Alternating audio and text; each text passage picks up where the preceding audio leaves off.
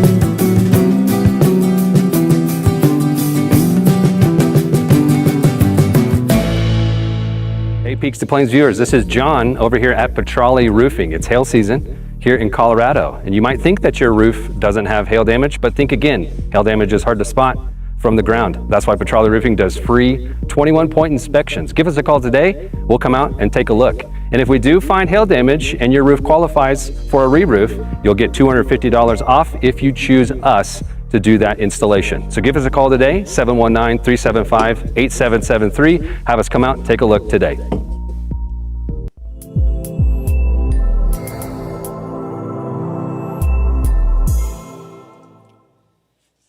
Hey there, crew. Matt Meister in the Peaks to Plains Weather Center on this Monday afternoon. I want to give you an update on what may be a lightning-caused fire here. I want to take you right to TAMCO Live Radar.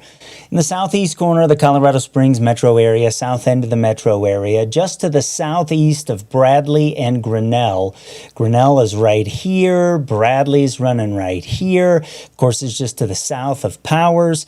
This is in the Security and Widefield area, and the fire is located just off to the southeast of here. I'm showing you the radar over the last 2 hours.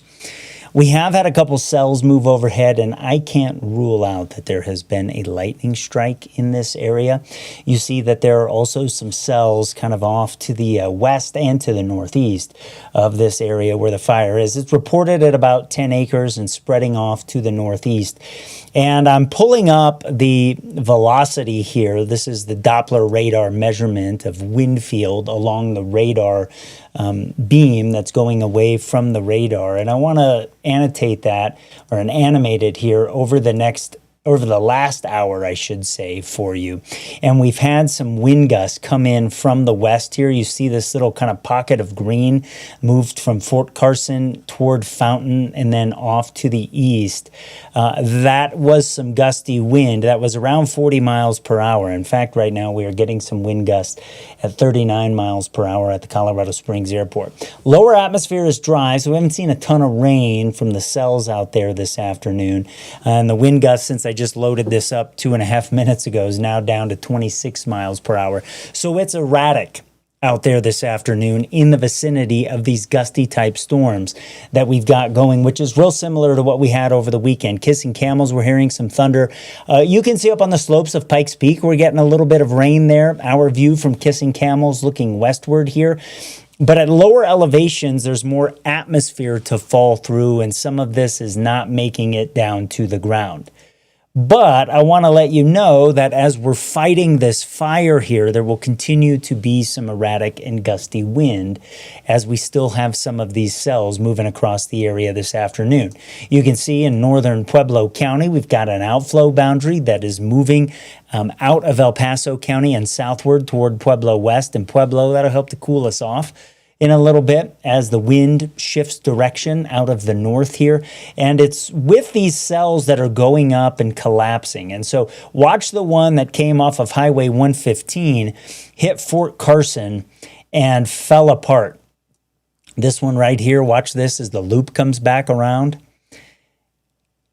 It's these things that are producing the erratic gusty wind. We've also got an outflow boundary coming in from the north that's moving right here from Security off to the east toward the Truckton area there that's helping to develop a couple of new cells right now. So there's a lot of different wind direction out there. The reports I have from the field is that the fire was moving off to the northeast. And let me zoom in on where the fire actually is, and we'll kind of get rid of the radar here and take a look at what we've got out in this area. I'll take the radar off here. This is an open field, so I'm not overly concerned about this because we do have roads that can be used as fire lines, but I just wanted to give you a heads up because there's some smoke in the area, and obviously we all get on edge here. The other thing I wanted to talk about with you is what's going to happen for the rest of the afternoon, since we do have these couple of cells that are out there. Like I said, real similar to what we had over the weekend, and really wind gusts are the biggest risk out there for the balance of the day. And Skycast doing a decent job of actually pinpointing where some of the storms have formed this afternoon. Rain is more likely over the mountain areas than east of the Rockies. Again, from the cloud base, there's not as much dry air for the rain to fall through. But as we hit the evening, things will generally be on the decrease. And then we've got bigger changes on the way coming up later on in the week. If you are in the vicinity of the fire, or you can see smoke and you're in a safe place, you want to come on and give us a report, I'd love for you to be able to do that with us. You can put one of these two links into your browser on your phone, vmix.at. /zmSjK with a capital S and a capital K, or vmix.at/1RJSL1 with the J and the S capitalized, and that'll let you come on here with us. While I leave those up for a little bit, I am going to check our social media comments here from everybody on this Monday afternoon, and I'm going to get set to do a little bit of an extended forecast for you into the later part of the week, because obviously we've got some bigger changes on the way, and since I'm logged in here, I might as well do that. It is still hot out there this afternoon. It's 90 right now in the Springs. We're above 100 again across the eastern plains. We'll see some cooling if one of the outflow boundaries moves through your area. You'll get the wind gusts to pick up.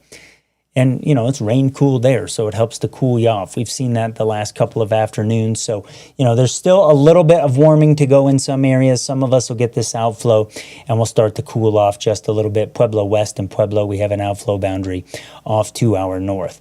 But let's talk about what's happening on the larger scale here. High pressure is moving across New Mexico, and we are in the process of strengthening the monsoon that over the next couple of days is going to give us more of a southerly flow here on the east side of this area of high pressure and continue to moisten up the atmosphere. And so over the mountains, rain from storms will be more likely each day here. And the other thing that's going to happen is we are going to clean up the smoke and push the strongest of that off to our north and off to our east. So a little bit less haze here than the last few days and what we had late last week. So I think that's something that is some good news. Then let's talk about what happens here the next few days. Okay, because the high starts kind of shifting off to the southeast here. And so while the rain-producing storms are most likely over and near the mountains the next couple of afternoons, as we get into the later part of the week and this high ends up over the southeastern United States, storms become more likely. And by Wednesday, the system over the northern plains ends up bringing a cold front into northeastern Colorado. And so we get more active here Wednesday afternoon east of the mountains. And that's what opens the door for an increase of moisture in the low levels. And that, along with the continuing to moisten monsoon, gets us in business for widespread storms and some of the storms bringing some heavy rain. So by late Wednesday, you see dew points are increasing, and this is at the surface here. Doesn't tell us what's happening aloft with the monsoon, but even underneath that monsoon plume, which is in the mid and upper levels of the atmosphere, we start to see low-level moisture over the western slope and in the mountain valleys as well. But it's that cold front that kind of just puts a little chef's kiss on everything in terms of heavy rain production here for the late part of the week. So for Thursday into even Friday, into the weekend here, storms are going to bring some heavy rain. And we're going to have to take the details day by day here, but we will certainly expect some heavy rain and impacts from some of this. You just got an update here from the SoCo Wildland Management Team from Isaac Brisk, their public information officer, who says crews are making good progress on the fire so far, but an evacuation order was issued by the El Paso County Sheriff for some folks in the vicinity of this fire. And this is for Grinnell Boulevard and Wageman Drive. Everyone in this area should evacuate now. And so we'll get a map on that, but that's for Grinnell and Wageman. Let me see where that is here. Hold on a second. Let me get my bearings with that and pull that up. All right.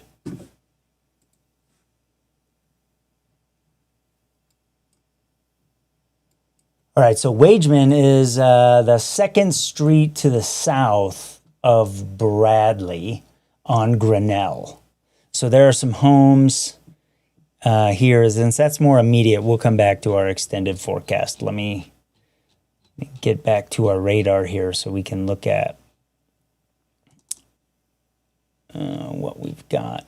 All right, so this is Tamco Live Radar, and you see Grinnell here. Take the radar off. So again, to give you some perspective, the fire is located to the east of Grinnell. It's in this area. And we've got a couple of roads here. We've got this right here is Wageman or Wegman. I haven't heard that before. This is probably Wageman. And then up to the north here is Maureen Drive. And so it's in this area where an evacuation order has been issued.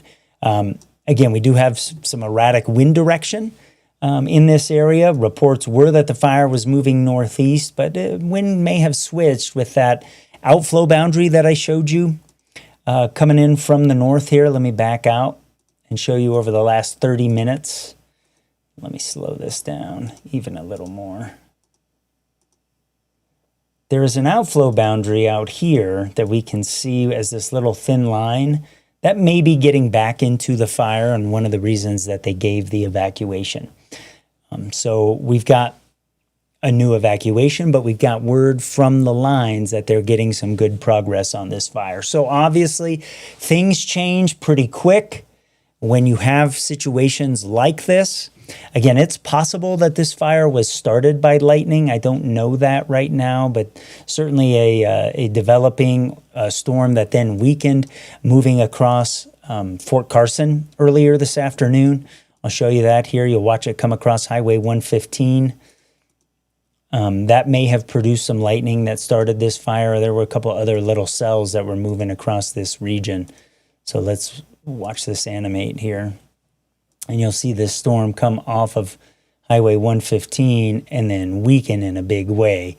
And that's not too far from where the fire is. So it's possible that lightning from that started it.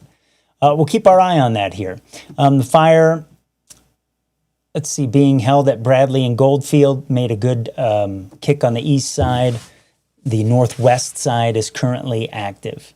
So that's why the evacuation order was issued. But roads are a good man-made and already in place fire break that crews will use. So let's get back down here. Let me get oriented with where we are. Okay.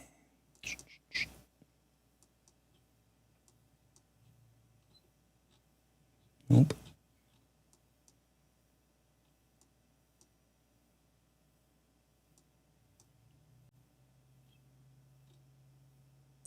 All right, keeping an eye on this thing here. All right, so here's Bradley and Grinnell.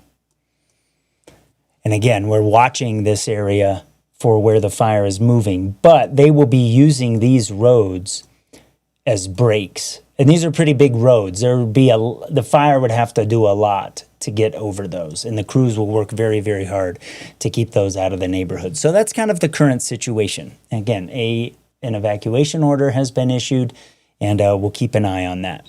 Let's go back to later in the week. That Thursday through the weekend time frame is going to be impacted by weather if you have plans outside in the afternoons and evenings. And this stormy stretch is going to bring some widespread heavy rain to the area. And again, it's a combination of two things.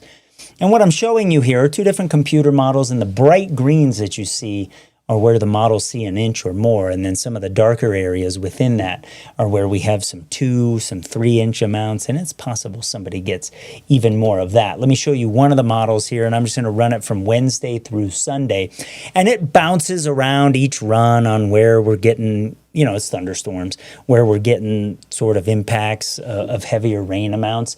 But what I want to show you here is that it's pretty widespread. And we'll have to keep an eye on kind of where this evolves over the next couple of days. But we've been talking about it for about 2 weeks now, and it is going to bring some impacts to our weather. And the other thing we're going to see is the temperatures are going to cool down.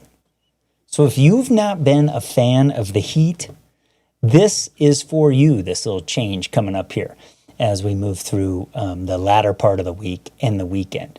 The rain will be heavy. Coverage of storms will be significant. Flash flood risk is going to come up over our ongoing fires and new burn areas. Also parts of the metros that struggle with moving water, these classic areas in the neighborhoods. I mean, you know these things, right? Where you live, you know the intersections and the roads that have problems and all of that. So it's kind of a large-scale pattern that is going to make an impact out the front door here through the rest of the week. So we'll keep a close eye on that developing weather change here. Okay, there is a tweet that's come out from the El Paso County Sheriff. Passing Sky Drive, which is actually up to the north. Okay, so they're concerned about movement up to the north of that thing. And remember, we told you that the northwest side of the fire was pretty active. So they're evacuating the north end of Bradley on the north side of that versus the west end that I was focused on a little bit more. So you can see here, I'm just going to read it to you. El Paso County Sheriff's issued a mandatory evacuation of Passing Sky Drive. So that's this right there. So it's the homes that are just north of Bradley on Passing Sky Drive. You guys are asked to get out of there right now because this fire has been spreading to the north and the northwest side has been most active. So they're just trying to keep everybody in this area, safe and out of the way. Obviously a stressful situation. If you can see the smoke, you're welcome to join me here. You can show a picture on your phone. You can give us a report. But these are the homes just to the north of Bradley and to the east of Grinnell that are under an evacuation from the El Paso County Sheriff. So things changing quick here on this Monday afternoon, my friends. Let's see if any of you have some word here. Brandon says, I heard thunder just before it started. So that leads to some credibility that it may have been lightning caused. Certainly a possibility, as we talked about. And yeah, everybody chiming in with those evacuations. So there you go. So it's just to the north of Bradley that we are most concerned about here. And these homes have been asked to evacuate right along. It is Passing Sky Drive. Passing Sky Drive is right here. So let me put that in on the map here.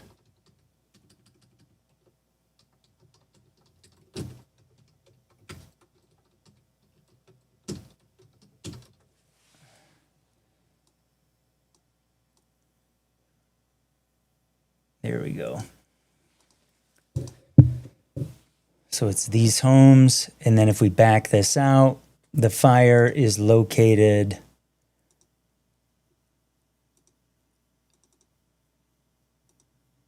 just to the south of Bradley.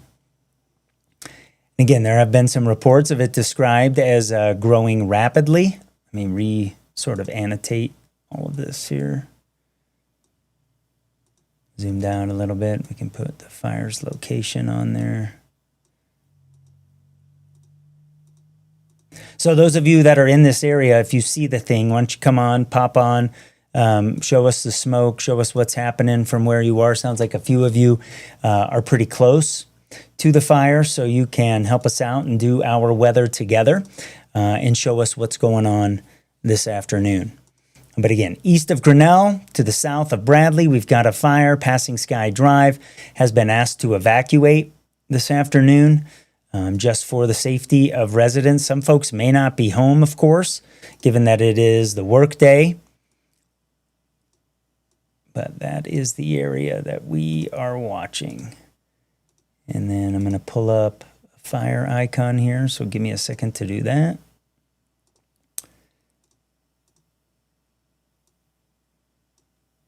Whoops. That doesn't look good. Who did that? Oh, that was me. Whoops. All right. This will be a little bit better. Okay. There we go. Sometimes just have to watch me work as we get this underway and get this out to everybody. Whoops. Man, I'm pushing lots of buttons real fast here.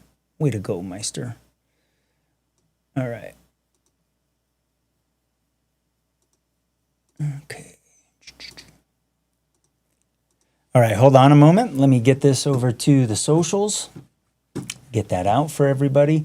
If you have additional information, Kara says her house is facing that field. This is good news. She says it's pretty much contained now. Looks contained. Kara, thank you so much for that. But this is, you have different opinions of what is happening here. And Jack, I'm going to use your verbiage.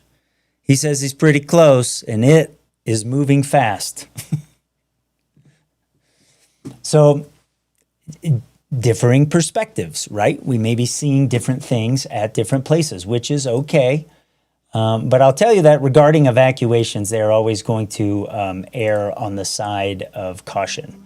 No doubt about that. And they always want to be proactive in getting people out of there. So, All right, I'm just going to get this up on social here real quick, my friends. Thanks for the patience. Kara, if you want to come on, you can use one of those links. You can show us, or Jack, and we can see. We'll all use our own eyes and decide what we see.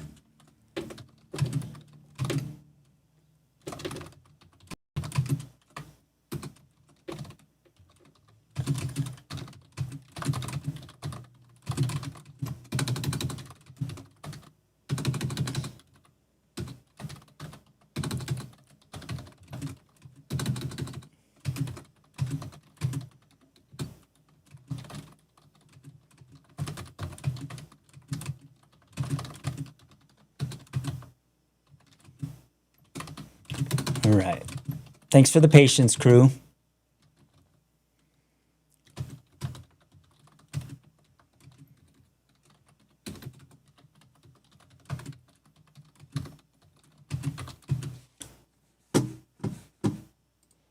It's interesting to get the differing opinions on what's happening with the fire. So not a surprise by any stretch. We all have different experiences and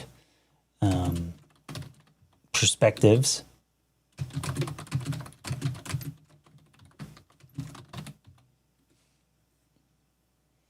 All right, let me get this out here. All right, do one more post. Got a bunch of places we got to put this stuff, so just want to make sure I get that out. There we go. Okay, so what are your questions? If you have some right now, I'll kind of reset. I know folks coming in and out here. Got another. Isaac says that Kara's correct. They've made a good knock on the fire, and mop-up is going to start soon. That is from the Public Information Officer of the SoCo Wildland Management Team, Isaac Brisk, so that is good news. And seems like Kara is on the right track according to the fire crews, and that is really, really good news. Obviously, we don't want fires in residential areas. So I'm going to make sure that I save this here. We can come back to that. And let's take a look at what the cause of this has been. I'm pretty sure it's probably lightning caused. Because if I take you back in time to 2 hours ago, and I annotate the radar, you see what was a pretty good cell, didn't produce a ton in the way of rain, was moving off of the southeastern slopes of Cheyenne Mountain, part of the Pikes Peak Massif, and it died. As it died, it may have been putting down some lightning, certainly some gusty wind that started to fan the flames of the fire, and that dying updraft went right over where the fire is located. And so, I'm pretty confident if we just do the forensics here, the forensic meteorology certainly looks like we may have seen that started by lightning, because that cell was moving right toward this area and collapsing. And so one of the last lightning strikes may have done it. And Brandon said that he heard thunder just before it started, being just to the west of there. So that's what's most likely at this point that we can say. Now, as we widen the view here this afternoon, we start taking a look at maybe some other areas to be concerned about. You can see that there are multiple cells out there this afternoon. We've got them in Lincoln County. We've got them in southern Elbert County, El Paso County, back over County into Fremont County. And there's a little line here working across the area this afternoon from northeast to southwest. That is keep moving off to the east southeast here this afternoon. We've got some very dry air still. You can see that the humidity levels, even where we've had some outflow move through, are in the teens and 20s. It's a little bit better, splitting hairs, than what we had over the weekend. But that still sets a stage for more gusty type wind in terms of impact from these storms than significant rain. Some people getting some rain, of course, don't get me wrong, some sprinkles and a brief shower. But notice how we do have some areas that are picking up some wind gusts. And over the weekend, we had some 50 to 70 mile per hour gusts, both Saturday and Sunday. from a couple of these cells. They're on real small scales, but they are possibilities. And so changing wind directions can obviously make fighting fires difficult, but crews have gotten out there fast this afternoon and have really knocked that down. So if you're just joining us, we do have a fire, likely lightning caused off to the southeast of Bradley and Grinnell in the Fountain area. Security wide field here this afternoon. Word from the SoCo Wildland Management Team is that this is being in the process of knockdown, really, really good. And they are going to head into mop-up mode from this. So, you know, it's certainly visible to people in the area. I just got a shot here. Let me get that up into our system. Give me a second.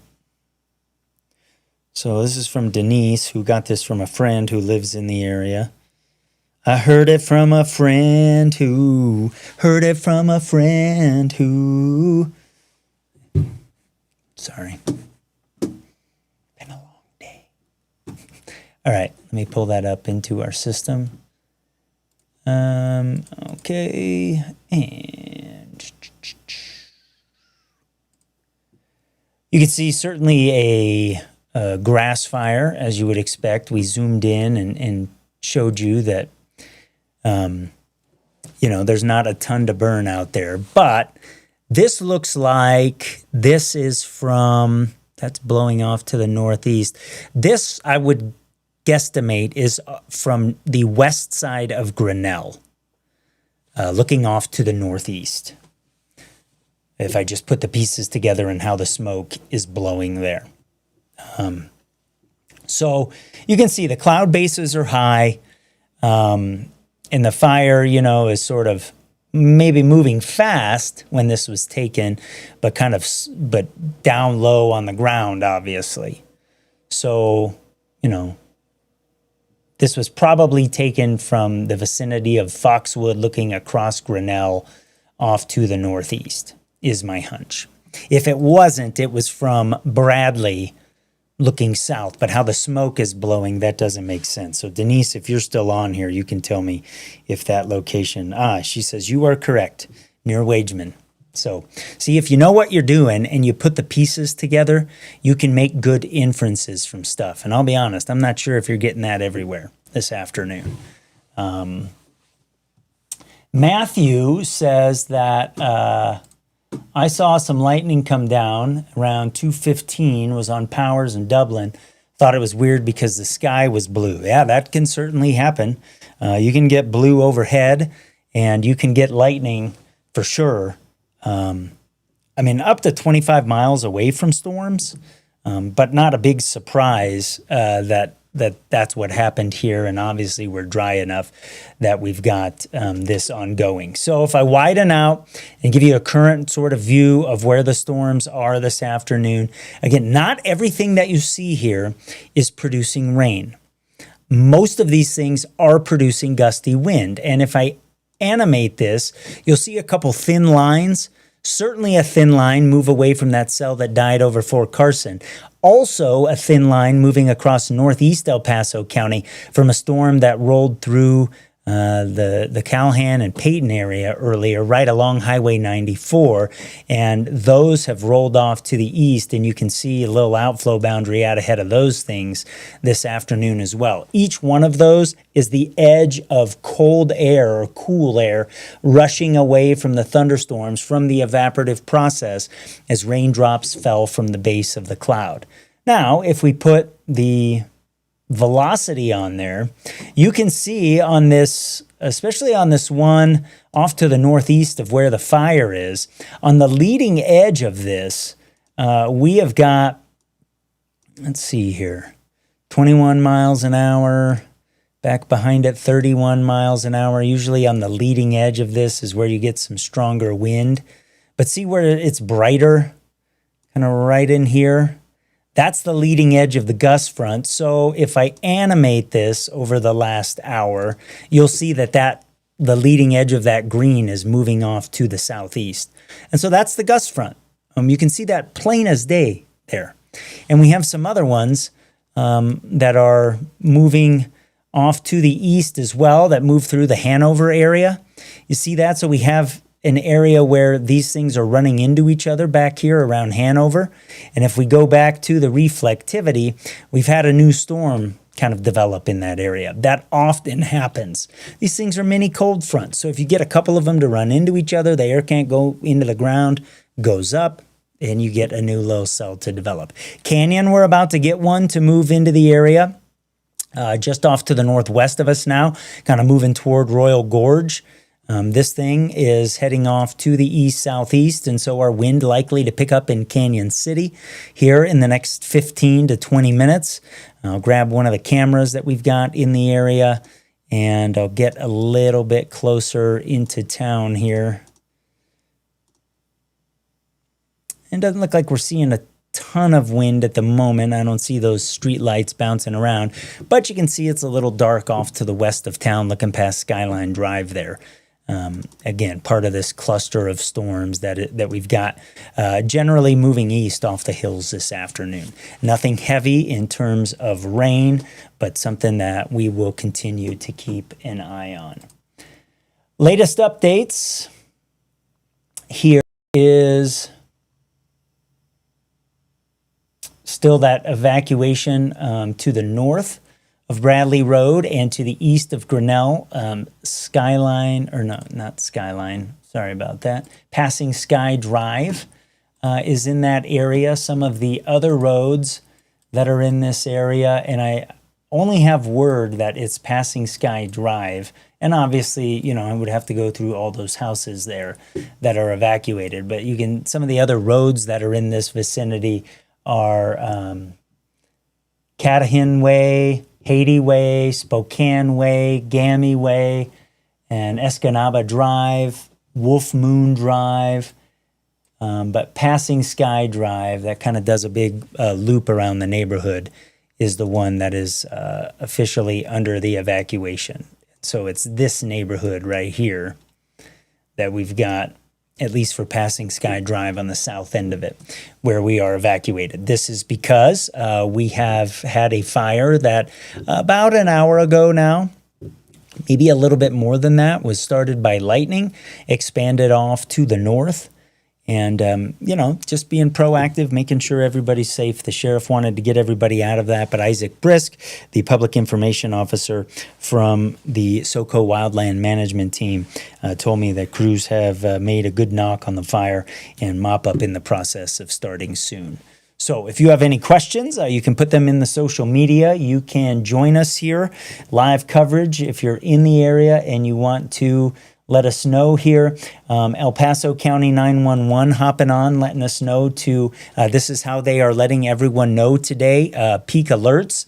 I will show you a very brief spot about that, because if you have not signed up for peak alerts, my friends, you should. And so here is some information about peak alerts. Emergencies are unpredictable, but you don't have to be unprepared. Peak Alerts sends you targeted emergency alerts in real time for the places that matter to you most, so you know what's happening and what to do next. Know first, act fast. That's the power of Peak Alerts. Another attorney commercial? Emergencies are unpredictable, but you don't have to be unprepared. Peak Alerts. So that's how that got out this afternoon. For people that were signed up for it. If you're not signed up for Peak Alerts, you don't get notified. This is an example to be proactive.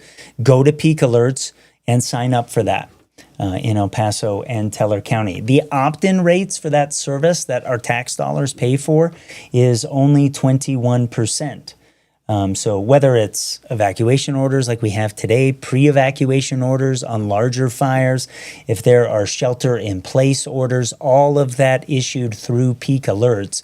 And I do recommend signing up for that. Like I said, peakalerts.org is where you want to go. And Linda says, oh my gosh, there's so many fires. It's horrible. We have had lots of fires out there in Colorado this summer, no doubt about that. It's good news that we have rain on the way later on this week. The storms are going to come with lightning. May have some new issues to deal with. Even if we're getting heavy rain, it's possible that some storms, could cause some lightning started fires like what we have out there this afternoon, likely caused by lightning. So it is 3:34 here on this Monday afternoon. There is a little bit of virga coming in from the west in the vicinity of the fire. We'll watch for some erratic wind conditions with that. But I'll tell you that the overarching or on the large scale, the wind direction here this afternoon, back behind these cells, we've got this outflow moving this way. We've got one kind of moving this way into the Pueblo area. There is another little cell off to the west of Canyon City that is going to put out its own outflow here in a little bit. It is in the process of doing that now. And all of these cells that you see here, kind of this broken line, is going to move off to the east-southeast for the remainder of the afternoon into some pretty dry air. Underneath some of the stronger cores before they collapse, certainly some sprinkles or a quick shower. But significant rain of anything more than, say, 1/10 of an inch is just not likely with the lower atmosphere being so dry out there this afternoon. Some of you that are in the area, I still encourage you, and I know it's for some of you, it's like, I would never, ever go on there with Matt. That seems like crazy to do that. But crew, this is our weather together. It's neighbors helping neighbors. So if you don't want to come on, you can tell us if you see, like a couple folks have done this afternoon, about what they are seeing in the area. Julie's on with us, as her daughter lives on Hattie Way, so that's in the neighborhood up to the north of where the fire is. Kara says her house is facing that field, and she let us know that it's pretty much contained now, and the SoCo Wildland team confirmed that. And Kelly Ann is asking about wind direction, and we just covered that. I think right now in the area of the fire, the wind is most likely out of the north or northeast, given that we've had these outflows move through. It may be changing, though, with some of these cells that you see just to the west of where this fire is. They are not strong, but they may be putting out new outflow boundaries that could be changing the wind direction. So you can see that first sort of thin line that kind of heads off toward Pueblo there on the south end of this radar loop. Tamco Live radar showing us this over the last couple of hours. Another outflow that moves from underneath the Tamco hail guard image that you see there. A couple different outflows moving around. And let me put the velocity on right now and see if we've got enough return that we're picking anything up here with these new cells that are coming off of Cheyenne Mountain. Don't have a lot, it looks like, as of yet. Yeah, I'm not seeing that. You see all the green in this area? That is showing us wind that in general is moving toward the radar site, which is in northeast Pueblo County. We can't measure wind moving, like if this is the radar beam coming at you, we can't measure wind moving this way. We can only measure wind with radar along that beam. And so that kind of matches what I said. There's a general northerly direction there moving toward the radar site that is down here in Pueblo County. So whether it's more like from north to south or northwest to southeast, I can't tell you that with 100% confidence, but it can give you an idea that we are getting wind direction now that may be blowing the fire back on itself, and that might be good news, and that may help with some things. So gusty showers out there still for those of you that have some kind of darker skies off to your west, your northwest. Those things are generally moving toward your area. One of the stronger ones kind of in the vicinity of Canyon City now, certainly back over Fremont County on Highway 50 around Cotopaxi and Texas Creek. Howard dealing with one of those. Some sprinkles, a couple folks on Highway 50 might have to use the windshield wipers real quick, but it's that gusty wind that we are concerned about. Pueblo West, those of us north of Highway 50 and maybe even south of Highway 50 now, getting that outflow boundary to come in. That is going to cool us off a little bit. And you can see another outflow boundary that's moving out of El Paso County, generating a couple of new cells to the south of Highway 94, to the south of Yoder and Rush. We've heard a little bit of thunder in the area. Those cells will continue to weaken as that outflow moves through. The evacuation has now been lifted. That Thanks for helping us with that, Jay Manor. We appreciate it. And that kind of matches what we have seen from the fire crews, from the SoCo Wildland Management Team who's out there helping and involved in everything, what's going on this afternoon. So thank you for turning to Peaks to Plains Weather. If you haven't downloaded the Peaks to Plains Weather app yet, please do so. I did a video that I sent to YouTube to let people know, because some folks are just interacting with us on YouTube, but YouTube's kind of meant for things that live a little bit longer, and for something like this that's immediate with a severe thunderstorm warning, a wildfire, a lightning started fire later in the week, flash flood warnings, we can give you a digital shoulder tap and let you know about things here on in the Peaks to Plains Weather app. We can also let you know about live coverage that we may be doing. So if you haven't yet, go ahead and download the app today. And we are also grateful if you tell neighbors and coworkers and maybe folks at church, on the kids' team, about Peaks to Plains Weather. We sure do appreciate it. Not everybody knows about it yet. We're getting the word out. We see downloads of the apps when there's active weather and all of that, but you can help. So let's see. Denise has a really, really good question. She's asking, are all of the evacuations lifted? Let me go to the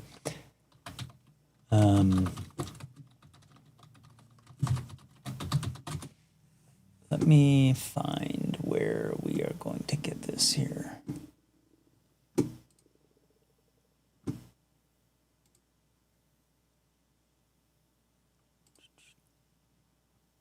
see where the active. There's a website from the Pikes Peak Regional Office of Emergency Management where they have the current alerts up. All right.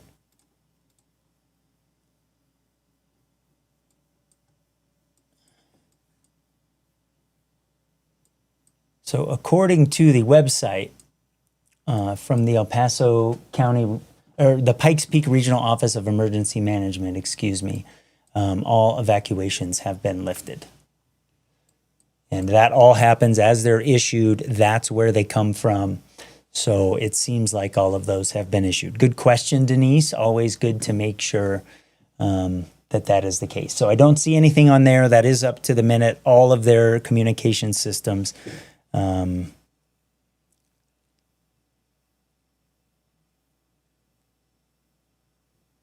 have been issued. And some of you are talking about that right now in our live streams. But again, from the source where I know all of the information flows, I don't see anything. So that is good news. All right. And with that, we will end our live coverage unless some of you would like the extended forecast. If that is the case, let us know here. All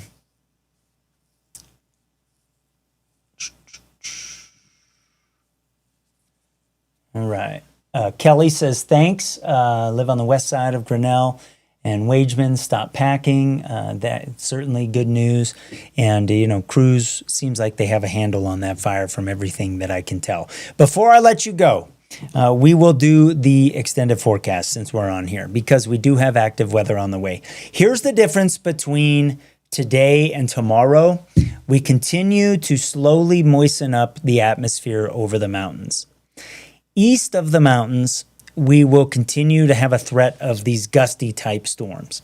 Each day, the likelihood of catching some rain, even east of the mountains, gets a little bit better, but the big changes come later in the week. So let me get you set for tomorrow, because on Tuesday, we are still going to be hot east of the mountains. Still in the 90s for the Springs, still above 100 along the Arkansas River. Over the mountains, temperatures in the big mountain valleys, tougher to hit 90.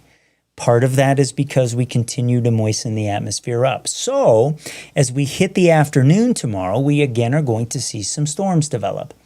Better chance of some wetting rain over the mountains. Still some evaporation, still gusty wind with some of these storms, but it's just a process of rain becoming more likely each day And I think that that is the case east of the mountains as well. There will be a bigger gusty wind threat east of the mountains than over the mountains. But you see on Skycast some of these oranges and reds here indicating that the updrafts are going to be a little bit stronger, which also is a sign that we'll have a higher likelihood of some rain. So we keep that threat again in the afternoon, the early part of the evening. We'll have to keep our eye out for fire starts like we've seen out there today, and then things wind down into Tuesday. But by late Wednesday, not only is the monsoon thickening up, but we've got this cold front coming in from the north. And you can see it here by looking at the dew point. So here's tomorrow afternoon. We've got higher moisture air at the surface off to our southwest and to our northeast. But watch what happens during the day on Wednesday over northeast Colorado, and then late in the day moving southward. That's the arrival of a cold front, and we start to moisten up the mountains at the surface more as the monsoon continues to thicken up. So crew, for the back part of the week, thunderstorms end up widespread with some heavy rain. It's a stormy stretch that lasts into the weekend. And some of these storms are going to put down some pretty good rain. I've been saying, and I'm not changing this, potential for between 1 and 3 inches of rain. If I start to hone in on some bullseyes, I think some of the bullseye areas are the mountains to the northwest of the Springs and to the southwest of Denver as potential for having some of the higher sort of more persistent or multiple day storms. And that makes sense because that's where we're getting the combination of the upslope behind the front and the monsoon. Like those two things are also in an area where the terrain is going to be forcing the air up from the upslope behind the front. So somebody's going to get more than 3 inches between Wednesday and Sunday. I am 100% confident in that. Lots of us are going to get around or over an inch of rain. I am also confident in that. So, Aspen Acres Burn, you guys need to pay attention here later on this week. If you're in a spot, like we've got one around Main Street in Fountain in the security area where we often get floods, near the Citadel Mall is an area where we often get floods in Colorado Springs. Pueblo, Abriendo has some spots where we don't move water well. Just west of the mall, like the overpass by the interstate, we often get some flooding there. Watch out for those types of places. But then as soils get saturated, like maybe you get 1.5 inches of rain one day, that puts you at more risk next day, even over the plains. And some of the mountain areas like the Chalk Cliffs in Chaffee County are an area that we often watch for flash flooding. So there's just some places that are a little more susceptible to it than other spots. So, alrighty, my friends, that's what we've got out there. We do have some cooling temps on the way. Here's the extended forecast before I get you out of here. We cool down later on this week as the storms get more likely. Keep the Peaks to Plains weather app handy. Like I said, keep your location turned on. We will do our best to keep you safe. And that is what we are all about here. So thanks for being with us on Peaks to Plains weather this afternoon. I appreciate it. Anytime, day or night, we are here for you, my friends. News ends, weather doesn't. Peaks to Plains weather, our weather together. Thanks for being here with us on this Monday. Love your yard with a new outdoor space from F&B Landscaping. From a new build to a new project in an existing yard, we listen and give you the yard you want within your budget. Lawns, water features, xeriscaping. We've got the artistic touch and technical know-how to bring the peak of Colorado outdoor living to your home. Reliable, trustworthy. Visit fblandscapes.com to schedule a free consultation today. I'm Catherine. And I'm Dewey, here with another WaterWise tip. During summer, do you know why we water up to 3 days a week? To make the best use of me. Exactly. It builds deeper, stronger roots and makes your lawn more resilient. Also, use the cycle and soak method. Try shorter cycles with breaks in between to reduce runoff. And in spring or fall, you can water 1 or 2 days per week. Be WaterWise and your lawn will thrive. Now that's WaterWise. Learn more at csu.org/WaterWise.